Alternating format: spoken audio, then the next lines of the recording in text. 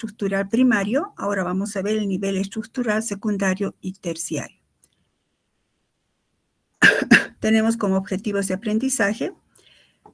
Al finalizar la práctica, ustedes tienen que estar capacitados para explicar el fundamento de las reacciones de precipitación de las proteínas, partiendo siempre o basándose en la estructura nativa de una proteína. Tienen que estar capacitados para poder explicar el fenómeno de la desnaturalización de una proteína y tienen que estar capacitados para explicar la diferencia entre precipitación reversible y desnaturalización. A su vez, tienen que deducir, siempre ponemos al final esto, la aplicación, por qué es útil, para qué sirve realizar reacciones de precipitación. Quiero aclarar algo antes, chicos. En todo caso, esta segunda parte, cuando hablamos de niveles estructurales secundario y terciario, es que estamos hablando de reacciones de precipitación. Es más, lo vamos a aumentar. Vamos a aumentar aquí. Espérenme un minutito.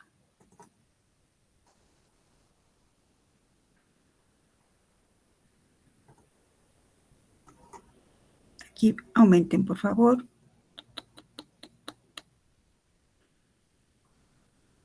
Caramba.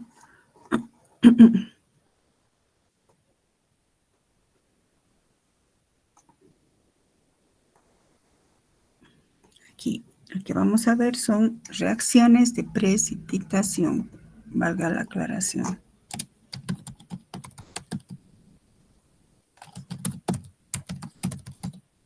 Entonces, las reacciones de precipitación están directamente relacionadas con la estructura terciaria de las proteínas, secundaria, con los niveles secundario y terciario.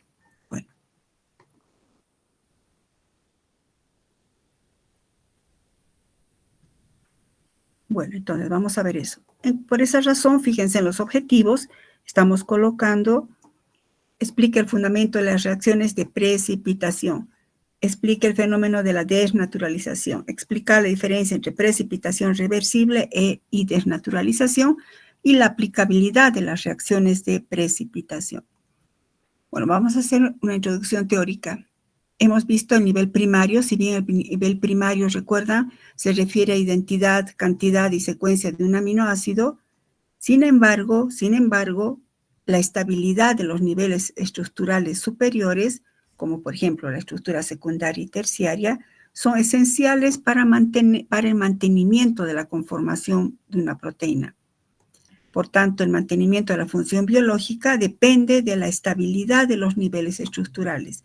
Quiero que por favor subrayen esto, la estabilidad de los niveles estructurales superiores, esto subrayen, garantiza el mantenimiento de la conformación proteica. Vamos a hablar de conformación. Garantiza el mantenimiento de la conformación proteica y saquen una flecha, y esto garantiza el mantenimiento de la función biológica de la proteína. Subrayen que es lo más importante. Garantiza el mantenimiento de la función biológica de la proteína.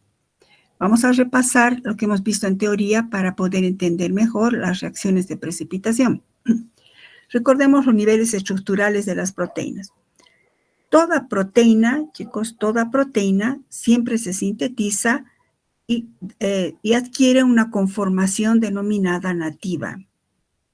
Si ustedes recuerdan, las proteínas se sintetizan en los ribosomas. Pues ahí en los ribosomas se sintetizan las proteínas y luego adquieren sus conformaciones, sus niveles secundario y terciario, después de su traducción, después de su síntesis. Esas estructuras, por ejemplo, esta o esta, se denominan conformaciones nativas, que serían las originales o propias. ¿Para qué? Que han sido sintetizadas para cumplir una función biológica. Aquí hemos hecho, con todos los grupos, esto hemos recordado que es una conformación. Ya habíamos hablado en teoría esto y escriban aquí un ladito como recuerdo. ¿Qué son las conformaciones? Porque es en plural. Escriban. Las conformaciones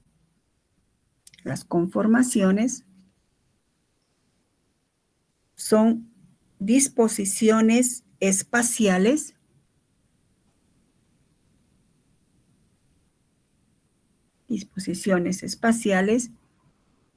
que adquieren las proteínas debido a la rotación alrededor de sus enlaces simples o sigma. Debido a la rotación alrededor de los enlaces simples o sigma. La pérdida de esta estructura nativa por acciones externas, la pérdida de la estructura nativa produce desnaturalización y aumenta en esto también precipitación / desnaturalización. Entonces, la pérdida de esta estructura original nativa produce precipitación y desnaturalización. Entonces, surge este concepto de desnaturalización.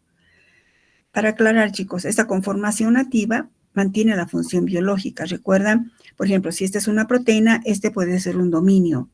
Así como está, este dominio va a darle una función biológica a la proteína. Cuando esto se desmorona o se pierde, pues el proceso se llama desnaturalización. Y saquen una flecha aquí. Por tanto, en la desnaturalización hay pérdida de la función biológica. Por tanto, en la desnaturalización hay pérdida de la función biológica. Todas las proteínas hemos dicho, chicos, que tienen 3 niveles estructurales, primario, secundario y terciario, y algunas tienen hasta un nivel cuaternario. Repasemos esto. Si se fijan, estas son diapositivas de teoría, chicos, lo que significa que, como estamos hablando en práctica, que yo en el examen de práctica puedo hacer preguntas de teoría en este sentido y específicamente. Entonces, para entender bien la precipitación, recordemos esto. Todas las proteínas tienen, repito, 3 niveles estructurales. ¿Qué factores estabilizan estos niveles? Secundario, terciario y cuaternario, si lo tuvieran. Pues tenemos 2 factores. Uno, las interacciones no covalentes. Que ya recordamos, ¿verdad? ¿Cuáles son? Los puentes de hidrógeno, las atracciones electrostáticas, las interacciones hidrofóbicas o atracciones de Van der Waals. Estas atracciones no covalentes aparecen en todos los niveles secundario, terciario y cuaternario. Esto es 1.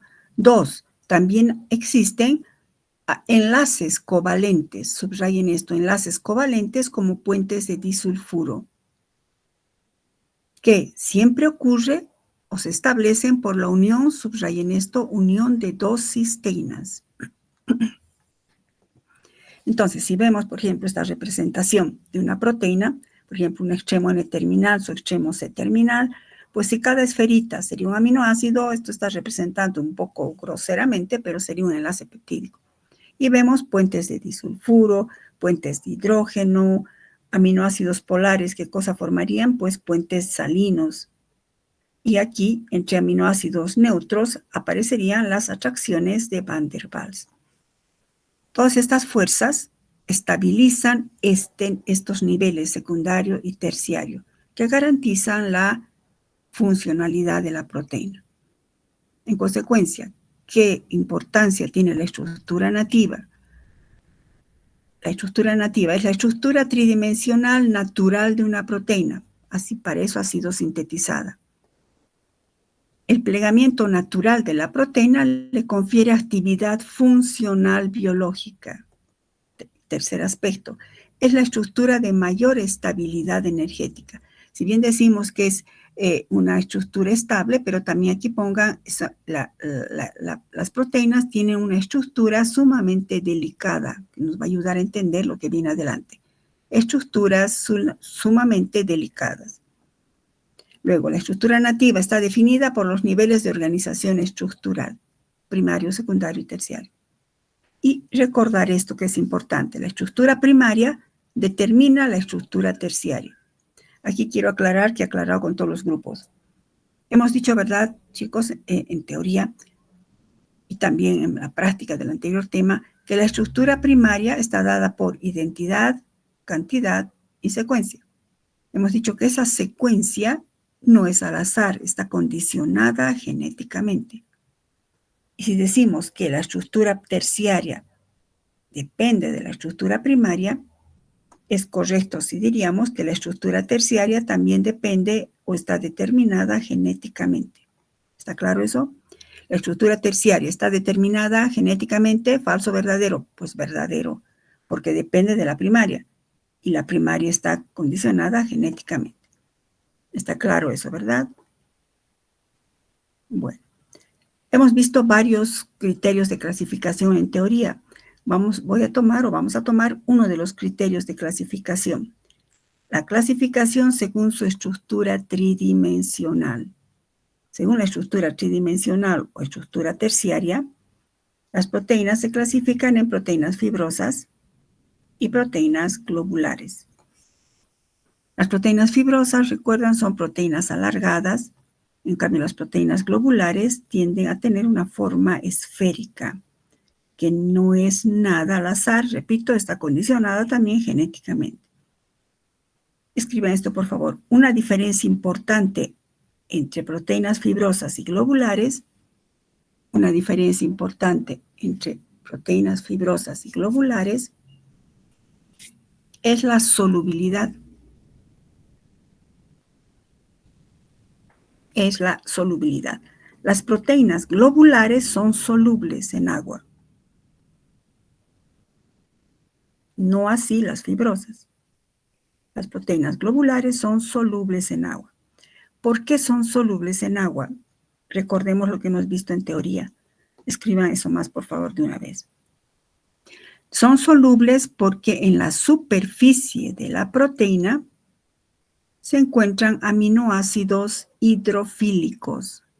Son solubles porque en la superficie de la proteína se encuentran aminoácidos hidrofílicos.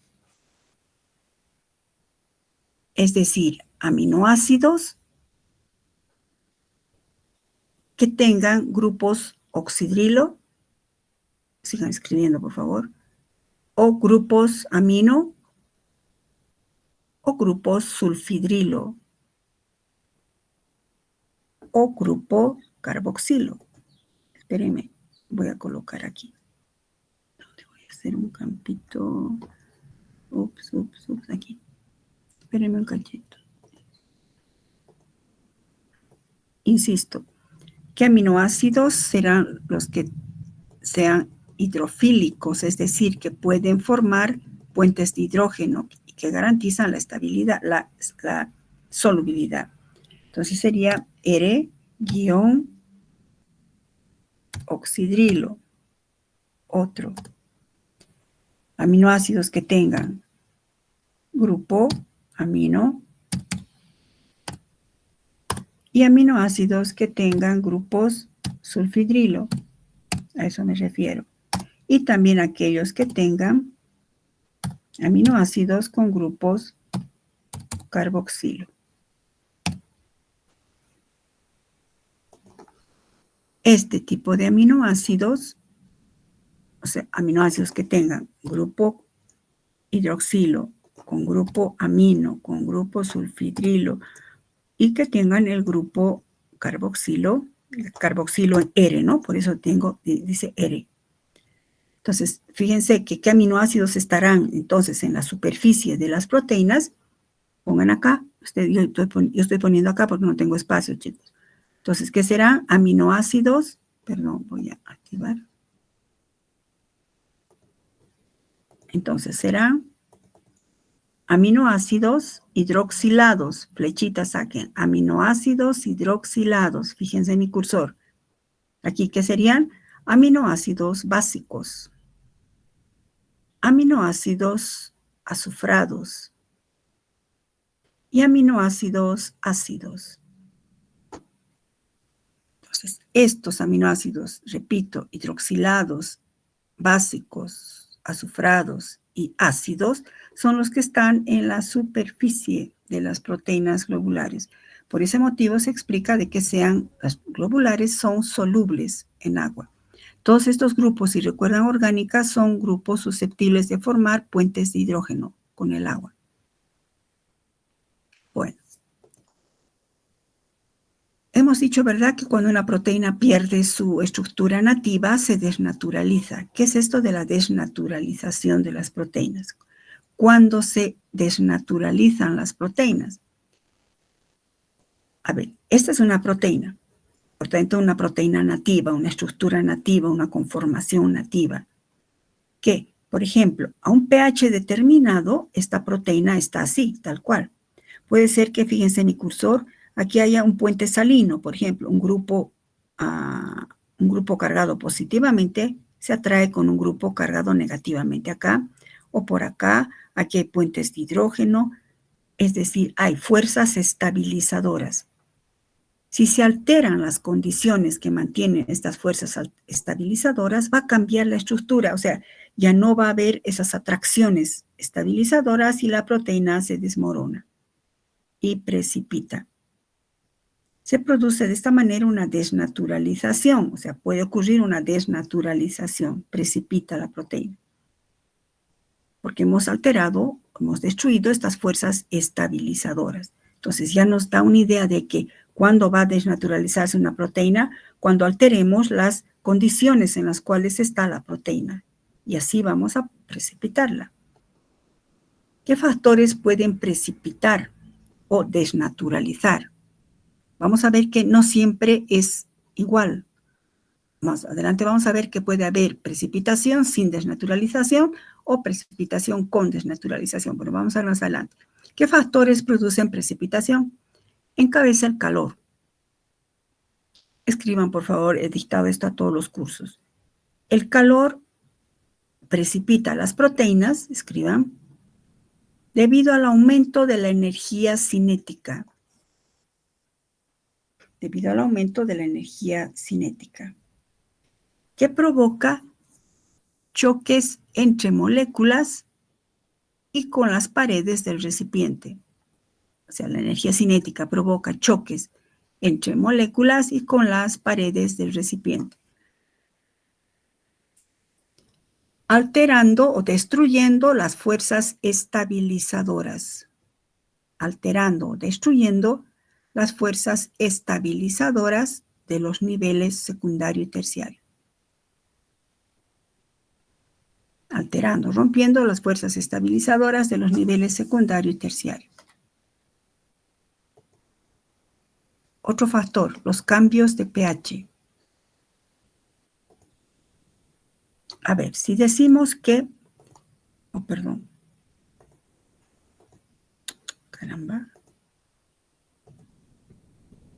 ¿qué está pasando? Perdón. Ya, si decimos que, por ejemplo, esta proteína, estamos en los cambios de pH, ¿no? A un pH dado, aquí, por ejemplo, les he puesto ese ejemplo, aquí puede haber un puente salino. Si cambiamos el pH en el cual se encuentra esta proteína, si este aminoácido aquí estaba cargado positivamente, cambiando el pH ya no estará cargado positivamente, entonces ya no habrá un puente salino, o por aquí o por acá, y entonces en consecuencia la proteína precipita. Entonces escriban acá en cambios de pH, por favor, escriban. En función de la naturaleza iónica de los grupos R de los aminoácidos, escriban, en función de la naturaleza iónica de los grupos R de los aminoácidos,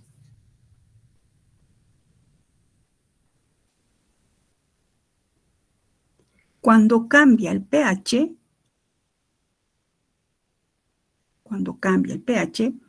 cambiaría, o si cambiaríamos el pH, ¿no? Cambiaría la carga iónica de los grupos R de los aminoácidos.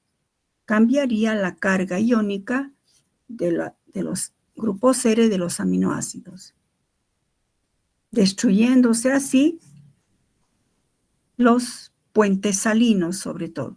Destruyéndose así los puentes salinos y puentes de hidrógeno. Destruyéndose así los puentes salinos y puentes de hidrógeno, provocando precipitación.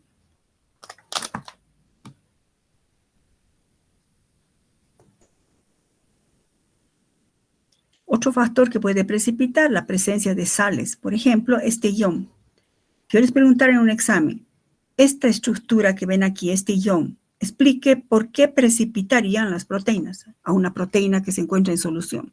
¿Por qué? ¿Cómo actuar? ¿Cómo precipitaría esta estructura a una proteína? Basándose en la estructura nativa de una proteína. Explique. Si nos fijamos, fíjense que en todo momento yo voy a decir basándonos o basándose en la estructura nativa. Este ion guanidinio, ¿qué tiene de particular? Pues fíjense, tiene grupos amino. Los grupos amino son susceptibles de formar puentes de hidrógeno. Entonces, si tenemos una proteína que está estabilizada por puentes de hidrógeno, si colocamos este ion guanidinio, fíjense a esta concentración alta, estos grupos amino van a interferir con los puentes de hidrógeno de la proteína y la precipitan. Espero esté claro. Les dicto, escriban por favor. El ion guanidinio precipita proteínas debido a los grupos amino que tiene, debido a sus grupos amino, que son susceptibles de formar puentes de hidrógeno.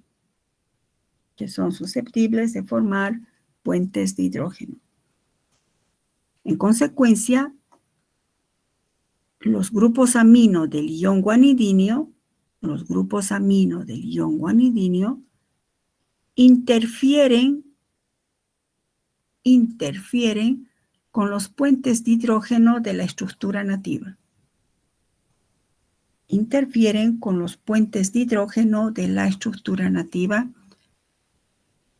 Destruyendo los niveles secundario y terciario.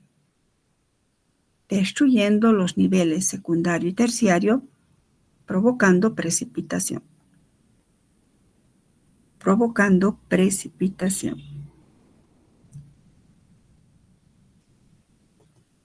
También se utiliza mucho la urea. Fíjense, son concentraciones elevadas, 6-8 molar. La urea, pues si vemos su estructura es por el mismo motivo. Urea, por el mismo motivo, coloca lo mismo, ¿no? Porque forma puentes de hidrógeno, los grupos amino y también este grupo. El mercaptoetanol es otro agente precipitante que se usa mucho. ¿Y por qué sería? Pues por el mismo motivo. El grupo oxidrilo forma puentes de hidrógeno, el grupo sulfidrilo forma puentes de hidrógeno. Es lo que les he dicho acá, lo que hemos escrito. Esto.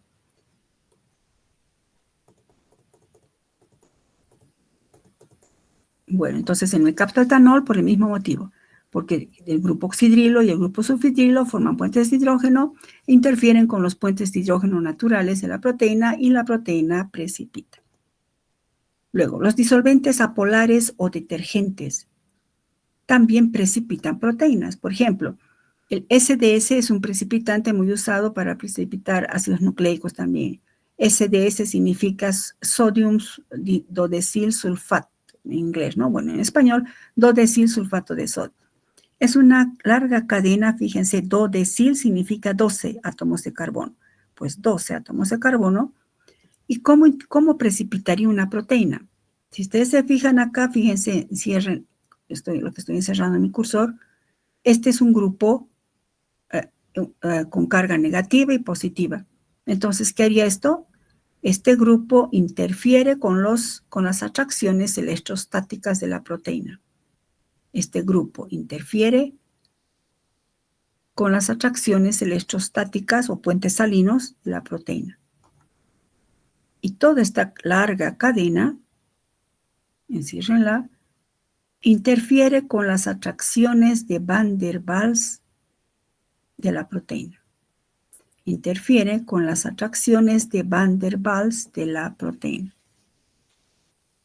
Chicos, me estoy dando trabajo, les estoy dictando. Esto yo puedo preguntar porque esta es la base fundamental de cómo precipitan las proteínas. Y tenemos finalmente las agitaciones vigorosas. Nunca se agita vigorosamente un tubo donde tenemos proteínas, ¿no? O enzimas. Porque por el mismo motivo que hemos hablado del calor. Al agitar, ¿qué hacemos? Aumenta la energía cinética. Y los golpes o choques precipitan la proteína. Bueno, estos son los factores que precipitan proteínas. Puede ocurrir, fíjense, todos esos factores precipitan proteínas.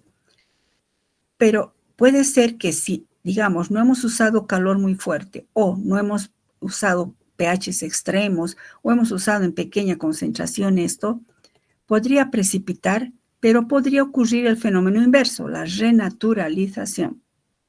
¿Cuándo ocurre esta renaturalización? Si se restablecen las condiciones fisiológicas, ahora que aumenten, hecho igual para todos los grupos, aumenten aquí, siempre y cuando no se hayan usado condiciones extremas. Siempre y cuando no se hayan usado condiciones extremas. La proteína puede recuperar entonces su conformación nativa y en consecuencia su función.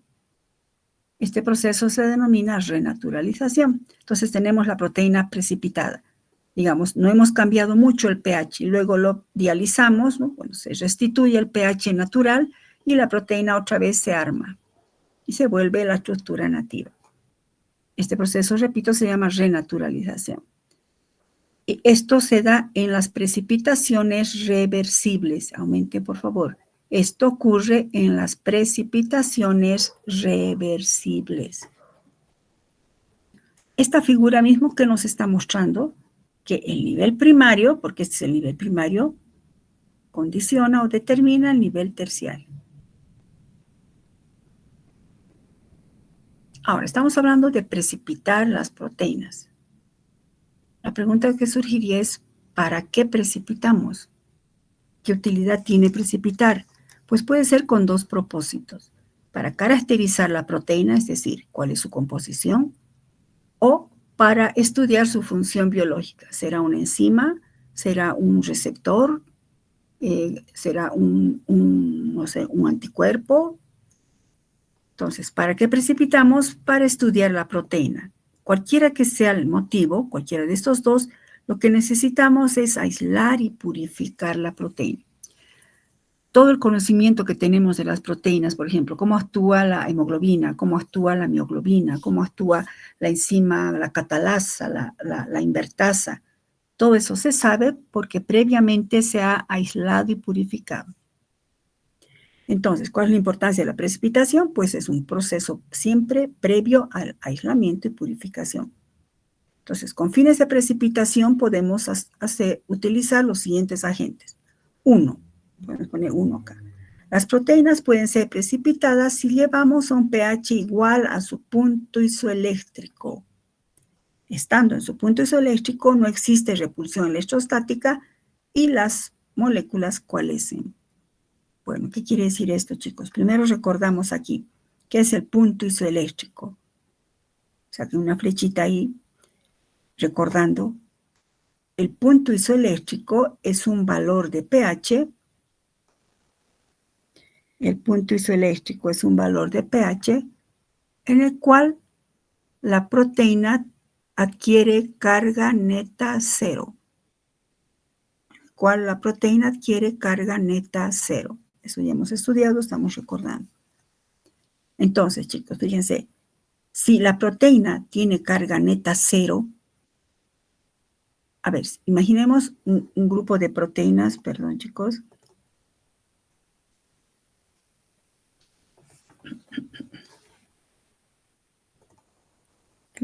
Voy a aparecer, ya, ¿cómo están? Entonces, imaginen que mis puños son proteínas globulares, que están solubles.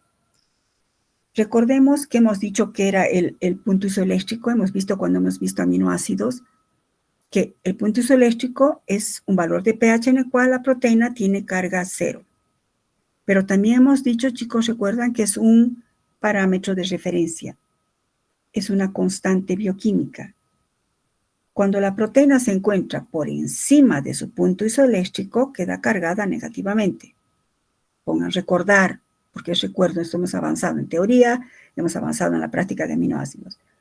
Cuando una proteína o un aminoácido o un péptido se encuentra por encima de su punto isoeléctrico, queda cargada negativamente. Si la proteína se encuentra a un pH, me refiero, ¿no? A un pH por debajo del punto isoeléctrico, queda cargada positivamente. Repito, si la proteína se encuentra, este es el punto isoeléctrico, la referencia. Si la proteína se encuentra a un pH por encima del punto isoeléctrico, se carga negativamente.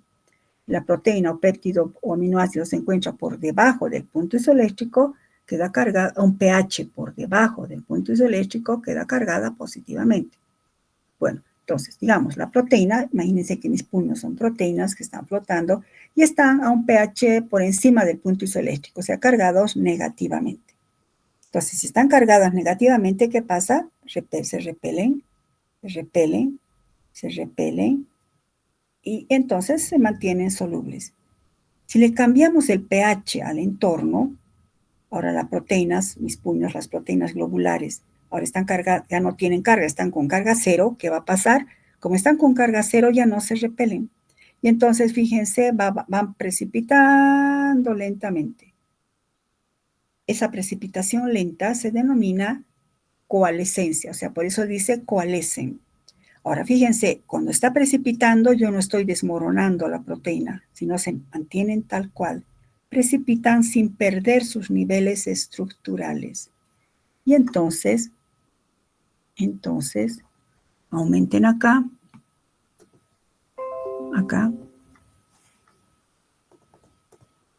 aumenten acá. La precipitación en el punto isoeléctrico,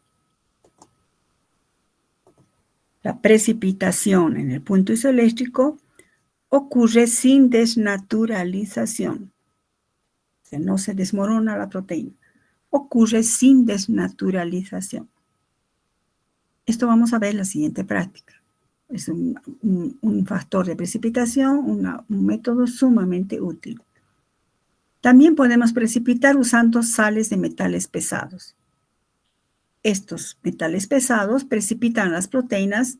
Recuerdan, cuando la proteína se encuentra a un pH por encima de su punto isoeléctrico, y recuerdan que ahorita hemos recordado que la proteína, cuando se encuentra a un pH por encima de su punto isoeléctrico, tendrá carga negativa. Entonces, si están con carga negativa y le añadimos metales electropositivos, pues neutralizan y la proteína precipita. Pero aquí anoten, precipitación con desnaturalización. O sea, irreversible, ¿no? Precipitación con desnaturalización. El alcohol etílico, otro agente precipitante que vamos a ver en la práctica. También precipita las proteínas, pero en este caso por deshidratación. El alcohol etílico tiene un grupo oxidrilo, el oxidrilo forma puentes de hidrógeno, entonces compite por el agua con la proteína. Esta es la base de la acción desinfectante del alcohol. El alcohol etílico precipita las proteínas de las bacterias, de los virus. Nos ha sido muy útil en la pandemia, ¿verdad? El etanol al 70% inactiva a los virus, porque los virus tienen una cápside de proteínas. Al añadirle alcohol, pues lo que hacíamos era desnaturalizar las proteínas del virus e inactivar al virus. No podemos decir matar, porque no es un ser vivo. Se inactiva al virus. También se puede usar sulfato de amonio, solución saturada. Esta explicación, chicos, vamos a hacerlo cuando estemos haciendo la práctica. Va a quedarles mucho mejor en la mente. He puesto en negrillas, fíjense, porque es un importante reactivo para precipitar. Y añadan aquí, precipitación sin desnaturalización. Precipitación con sulfato de amonio, ¿no? Sin desnaturalización. Entonces vamos a hacer en la práctica con sales de metales pesados, vamos a hacer el etanol, vamos a hacer el calor y vamos a hacer con el sulfato de amonio en solución saturada. Fíjense que estoy diciendo con desnaturalización, sin desnaturalización. Entonces vemos que podemos precipitar a las proteínas con y sin desnaturalización. Y esto es importante. Por ejemplo, con desnaturalización. Pero primero paremos aquí. Entonces, ¿qué sería desnaturalización? ¿Qué sería? ¿Cómo definimos la desnaturalización? Escriban, por favor. La desnaturalización es la pérdida de la función biológica de una proteína. Es la pérdida de una función biológica de una proteína debido a la destrucción de sus niveles secundario y terciario. Debido a la destrucción de las fuerzas estabilizadoras, debido a la destrucción de las fuerzas estabilizadoras de los niveles secundario y terciario, que provocan precipitación irreversible.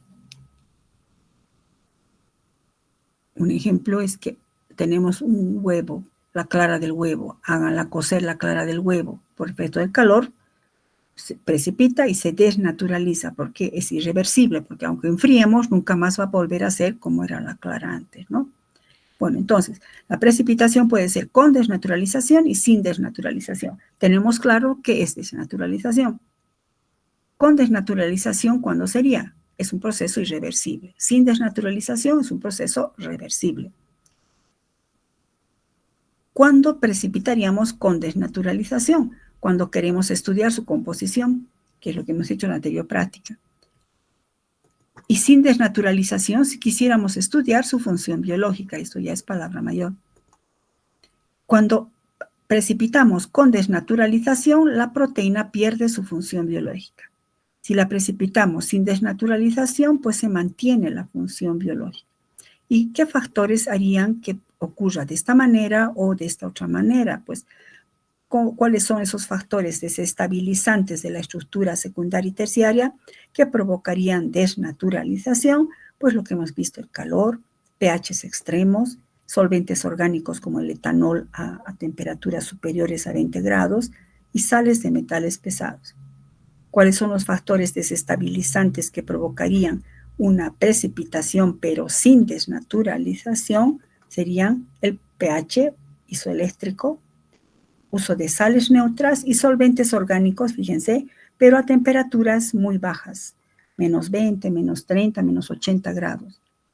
Los más usados son estos dos primeros, si queremos que sea reversible. Bueno, veamos la parte experimental. Necesitamos todo esto. Reactivos, ácido acético, etanol, ácido clorhídrico, bueno, y las muestras. Como vamos a usar ácido acético glacial, su ficha de seguridad química es corrosivo, tener cuidado. El acetato de plomo si es veneno, tener cuidado, y tóxico para el medio ambiente. Yo ya voy a traer preparada la solución. Sulfato de amonio no reviste mayor peligro. Y conocimientos previos y procesos previos. ¿Qué significa el término glacial en la denominación del ácido acético? Les he dicho que vamos a usar ácido acético glacial. Pues anoten directamente, chicos. El término glacial se refiere al ácido acético PA. Ya saben lo que es PA, ¿no? Proanálisis. También están como conocimientos previos cómo se define una solución saturada. Recuerdan que hemos definido esto en el capítulo, en el tema de azúcares reductores, cuando hemos preparado solución saturada de ácido pícrico. Asterisco, ver preparación del ácido pícrico. Pero vamos a decir, recuerdan, que es una solución saturada. Escriban como recuerdo, aunque ya lo tienen hasta dictado y todo, chicos. Una solución saturada es aquella en la que el disolvente se encuentra en su máxima capacidad disolutiva,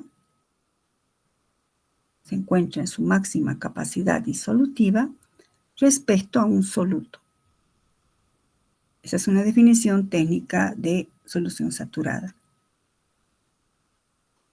¿Cómo preparamos una solución saturada? ¿Por qué? Porque vamos a preparar la solución saturada de sulfato de amonio. Asterisco, ver también, a ver si así repasan, chicos, la preparación del ácido pícrico, solución saturada de ácido pícrico. Pero nada más les recuerdo, un tubito de ensayo, colocamos 1 mililitro, añadimos, por ejemplo, 0,1 gramos de, por ejemplo, sulfato de amonio. Mezclamos, se disuelve. Otra vez 0,1 gramos al mismo tubo. Mezclamos, se disuelve. Otra vez 0,1 gramos. Mezclamos, digamos, ya no se disuelve mucho. Otra vez 0,1 gramos, ya no se disuelve. Entonces, un nivel arriba, esa es la solución saturada. Y con una regla de 3, preparamos el volumen que deseamos. Repito, asterisco, ver el tema de azúcares reductores. Y finalmente, tarea, preparar 50 mililitros de acetato de plomo 0,1 molar. traen los cálculos y cómo se prepara para la siguiente clase, chicos. Yo voy a traer ya preparado. Bueno, luego veamos la parte experimental, que ya no tenemos que ver mucho porque ya hemos hablado del fundamento, etcétera. Pues esto pasamos rápido. Colocamos en un tubo de ensayo, en cada tubo de ensayo 1 mililitro de solución proteica y procedemos a calentar. Como estamos haciendo micrométodos, podemos acelerar con unas gotitas de ácido acético. Y vamos a ver la precipitación irreversible. Acción de solventes orgánicos, igualmente ya hemos hablado del etanol. Colocamos, en este caso es un poco al revés, vamos a colocar un volumen de etanol en cada tubo de ensayo y dejamos caer por las paredes las muestras de proteínas.